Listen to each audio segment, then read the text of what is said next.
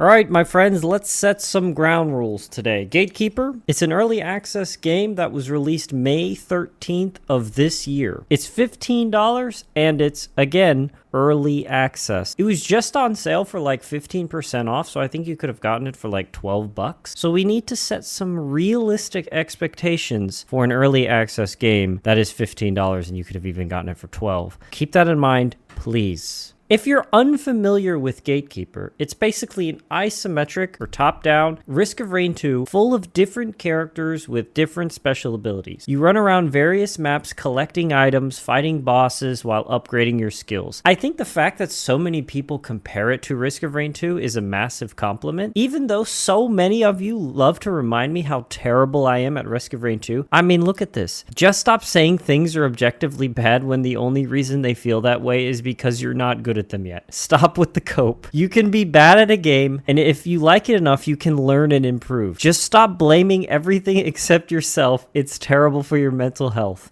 Until, dear, you aren't that good at the game, and you don't understand a lot of things about it, so you're coping and saying the game is bad when you are, and here's why. And this is my favorite one. I'm gonna tell you right now.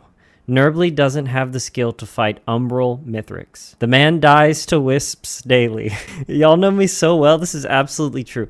Honestly, it seems more fair to compare this game to Risk of Rain Returns. They're both 2D, similar price. They're Risk of Rain likes. You know, one of them is literally Risk of Rain. But, you know, as soon as you do compare this game to Risk of Rain Returns, you do realize how bad Gatekeeper is. But that's just a compliment to Risk of Rain Returns and how great that game is. It's a real shame that nobody really talks about Risk of Rain Returns, you know? At the same time, just because Risk of Rain Returns and Risk of Rain 2 are so much better games than Gatekeeper, that doesn't mean Gatekeeper is a bad game. Gatekeeper is a really smooth co-op roguelike that has the foundations of a really good roguelike. It's absolutely infuriating to see all the hate this game gets as an early access game. It's like when For the King 2 dropped, the game released in a pretty bad state, and even after months and months of work and fixing all of the bugs, giving people free content, the game still has mixed reviews. It's just really difficult to kind of dig yourself out of that mixed review hole, and it kind of seems like Gatekeeper is going the same way. The game released functionally in a very good state. It runs great. It looks great, feels great to play. The sound and visuals are fantastic. But let's be real, the game does need quite a bit of work. Gatekeeper released with 7 survivors, 3 survivors more than the demo had. And the premise is pretty much the same. You run through the levels, collect items, and every level your character gets to choose between 3 different character upgrades. This is like more health, faster fire rate, that kind of thing. Every 5 levels, you get to upgrade one of your skills. The skill upgrades your character gets are absolutely game-changing. Some of the upgrades straight up just increase your damage output by like 100%. I sort of feel like the class upgrades are so strong that the items don't really matter that much. I'm probably wrong here, but it's the way that I feel like my runs go most of the time. Everything is just sort of filler until I can get my level 5 character upgrade. The game released with 4 planets and 18 locations within those planets. So there is quite a lot of variety in terms of game stages already. Some of the stages have these built-in environmental hazards as well that kind of give you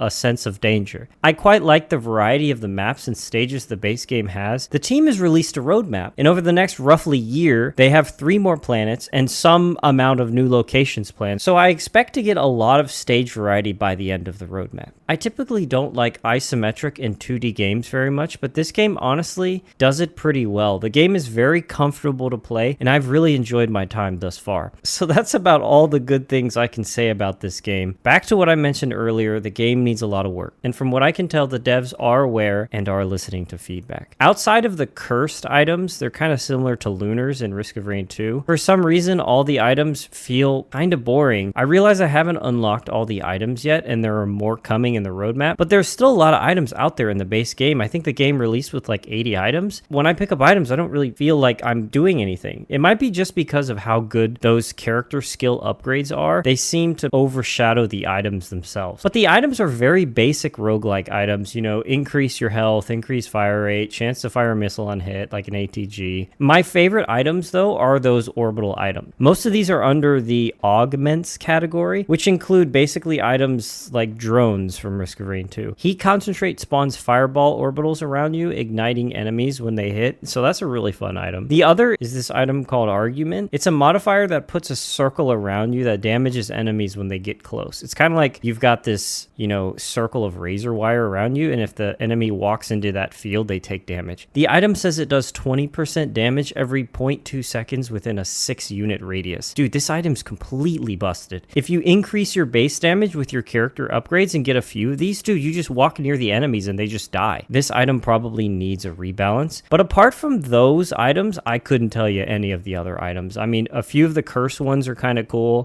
Cursed Shard and Eminence. Cursed Shard basically creates bubbles of death when you kill enemies that hurt you and also the enemies. What's really cool about Cursed Shard is that since it affects enemies as well, you can kill enemies and a boss will go and walk right on top of it and he'll wind up just dying from the Cursed Shard. It's actually a really cool mechanic that I like a lot.